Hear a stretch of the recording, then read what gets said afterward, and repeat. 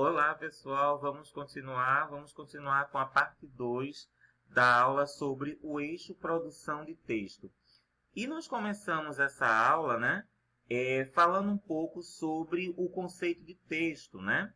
Vimos que, devido aos estudos e às teorias da linguística de texto, surgiu um novo conceito de texto como prática comunicativa ou prática interativa. Prática esta que pode ser realizada através da escrita, da fala ou da imagem. Ou seja, não existem apenas textos escritos, existem textos escritos, textos orais e textos multimodais. Na primeira parte dessa aula, nós estudamos as características dos textos escritos e agora vamos estudar as características dos textos orais. Os textos orais, eles também possuem suas características. Coy e Elias 2010, elas colocam o seguinte, tá? A principal característica do texto oral ou falado, é que a produção e a escuta acontecem no mesmo momento. Isso na maior parte dos casos. O que é que eu estou querendo dizer com isso, tá? Na maior parte dos casos, tanto o produtor do texto oral, ou seja, o falante, como o seu ouvinte, que é o seu interlocutor, estão no mesmo local, no mesmo espaço, face a face. Por conta disso, a produção do texto oral e a recepção, ou seja, a escuta, acontecem no mesmo momento. Por que eu digo na maior parte dos casos? Porque hoje existem aplicativos das redes sociais que eu posso produzir um texto oral e o meu interlocutor não vai escutar no mesmo momento. Por exemplo, eu posso enviar um áudio pelo WhatsApp, pelo Message, pelo Instagram. Se a pessoa a quem eu destino esse meu áudio não estiver online, então a produção e a escuta não vai acontecer no mesmo momento. Ou seja, a produção do texto oral vai acontecer em um momento e a escuta só vai acontecer quando a pessoa ficar online. É por isso que eu digo, tá certo? Na maior parte dos casos, o texto oral, a produção do texto oral e a escuta acontecem no mesmo momento. Na maior parte dos casos, falante e ouvinte estão face a face, interagindo face a face. Porém, há casos em que isso não vai acontecer. Tá certo? Então, vamos lá. Uma das principais características, tá, dos textos orais é que eles nunca aparecem por si só, mas eles aparecem acompanhados de outras linguagens. Por exemplo, quando a gente está falando, ou seja, produzindo um texto oral, a gente pode gesticular, né? A gente pode fazer expressões faciais, posturas corporais. Então, o texto oral, ele nunca aparece por si só, ou seja, ele vem acompanhado por outras linguagens. É justamente o que alguns autores vão chamar de os multissistemas da oralidade. O que é isso, Silvio? Esses multissistemas da oralidade são justamente as linguagens que acompanham o texto oral. No momento em que eu estou produzindo um texto oral, eu não vou utilizar somente a linguagem falada, a oralidade, a fala, não.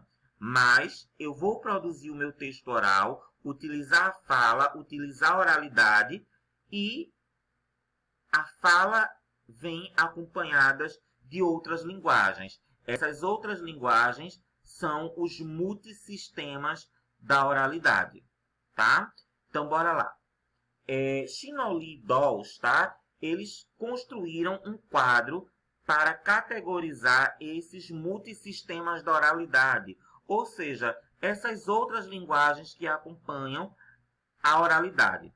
Então, Shinoli Dolls, eles classificam esses multissistemas em elementos paralinguísticos ou também elementos suprassegmentais. Que é isso, Silvio? Elementos paralinguísticos são as ações que são realizadas pelo corpo, ou seja, são as outras linguagens que são realizadas pelo corpo. Por exemplo, eu estou produzindo um texto oral agora, neste exato momento, tá? Os elementos paralinguísticos são justamente o quê? As expressões faciais, os olhares, as gesticulações, os gestos e as posturas corporais. Todas essas linguagens, elas remetem ao corpo. Então, elas são chamadas de elementos paralinguísticos. E existem também os elementos suprassegmentais. O que é isso, Silvio? São todas as ações que envolvem o som da fala. O que é que eu estou querendo dizer com isso? Aumento da entonação e diminuição, aumento ou diminuição da intensidade sonora, pausa e hesitações. Todos esses movimentos eu faço com o próprio som da fala. Então, eles são chamados de elementos suprassegmentais. O que é que eu quero que vocês percebam com isso, tá? O texto oral, quando eu estou produzindo um texto oral, esse texto oral ele vai aparecer acompanhado de outras linguagens, tá? Que são justamente o quê? Os multissistemas da oralidade. Expressões faciais, olhares, gesticulações, posturas corporais, entonação, o aumento ou a diminuição da entonação, pausa, hesitações. Tudo isso são linguagens que aparecem acompanhando a produção do texto oral. Quando a gente trabalha com a produção de gêneros orais na sala de aula, tá? Nós temos que orientar os nossos alunos a atentar para todas essas questões, tá? Ou seja, expressões faciais, olhares, gesticulações, posturas, aumento ou diminuição da entonação, pausa, hesitações. Então, quando a gente trabalha com a produção de gêneros orais, não é simplesmente colocar o aluno para falar, para apresentar um texto, oralizar um texto escrito, não. Nós vamos atentar para todos esses elementos. Inclusive, esses elementos, eles fazem parte dos critérios de avaliação da produção do texto oral.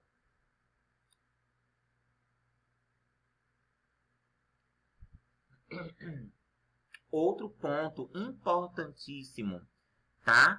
Que nós temos que trabalhar a respeito da fala, ou melhor, do texto oral, é a questão da adequação, tá? Existe uma tese bastante antiga de que a fala, a oralidade, é o local do erro e a escrita é o local do certo, do correto. Não. Nós vimos no vídeo anterior que a escrita, o texto escrito, ele tem duas modalidades, né? Então, eu sempre vou adequar o meu texto escrito à situação comunicativa, ao meu interlocutor, ao local, ao ambiente, ao espaço. Então, o texto oral é da mesma forma. O que é que eu estou querendo dizer com isso? Eu sempre vou adequar o meu texto oral ao meu interlocutor e ao local onde eu estou produzindo esse texto oral. Vamos para alguns exemplos. Vamos supor que eu estou num almoço de família, conversando com parentes, com amigos. Então, o meu texto oral que eu estou produzindo neste momento, ele está sendo direcionado a pessoas conhecidas que fazem parte do meu convívio, que fazem parte das minhas vivências, da minha intimidade. Por conta disso, por conta dessas pessoas serem conhecidas e o ambiente em que eu estou, o contexto situacional onde eu estou, eu vou utilizar uma modalidade informal da linguagem. Então, o meu texto oral, ele não vai ser tão elaborado. É totalmente diferente se eu estiver em uma reunião da empresa onde eu trabalho, em uma apresentação de um congresso, um evento acadêmico. Então, nesses dois últimos, eu vou utilizar uma modalidade mais elaborada da linguagem. O meu texto oral, ele tende a ser mais elaborado com a linguagem formal. Percebam, texto escrito e texto oral. Eu sempre vou adequar a pessoa a quem eu estou me dirigindo e ao ambiente onde eu estou produzindo aquele texto. Eu sempre vou atentar para isso. Desconstruir visões errôneas, tá? O texto oral é tido como local do erro. O texto escrito é tido como local do certo, do correto. Não. Como a gente viu, tá? Texto escrito. Eu vou adequar o meu texto escrito. É para uma pessoa conhecida ou é para uma pessoa desconhecida? O ambiente em que eu estou produzindo aquele texto, como é? Tá? É um ambiente mais formal, é um ambiente mais informal, faz parte do meu contexto de amizades, do meu contexto familiar, então eu vou adequar o meu texto escrito. Texto oral, a mesma coisa, eu vou adequar. Eu estou dirigindo aquele meu texto oral, direcionando esse meu texto oral para quem? É uma pessoa conhecida? É uma pessoa desconhecida? É uma pessoa que faz parte do meu convívio familiar, do meu convívio, do meu vínculo de amizades ou não? Então, tanto o texto escrito como o texto oral, eu sempre vou adequá-los à situação comunicativa de uso. Em alguns casos, o texto escrito ele vai ser mais informal. Em outros casos, ele tende a ser mais formal. A mesma coisa é o texto oral. Em alguns casos, o texto oral ele tende a ser mais informal.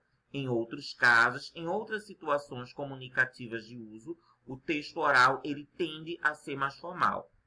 Eu sempre vou adequar o meu texto à situação comunicativa, ou seja, eu sempre vou adequar o meu texto, ou escrito ou oral, aos meus interlocutores, ao fato deles serem conhecidos ou desconhecidos e também ao ambiente em que ele está sendo produzido. Eu vou dar uma pausa no vídeo, já está terminando o prazo de 15 minutos, e no próximo vídeo nós vamos estudar o texto multimodal e a diferenciação entre gêneros do discurso e gêneros textuais. Já já nós voltamos. Até daqui a pouco.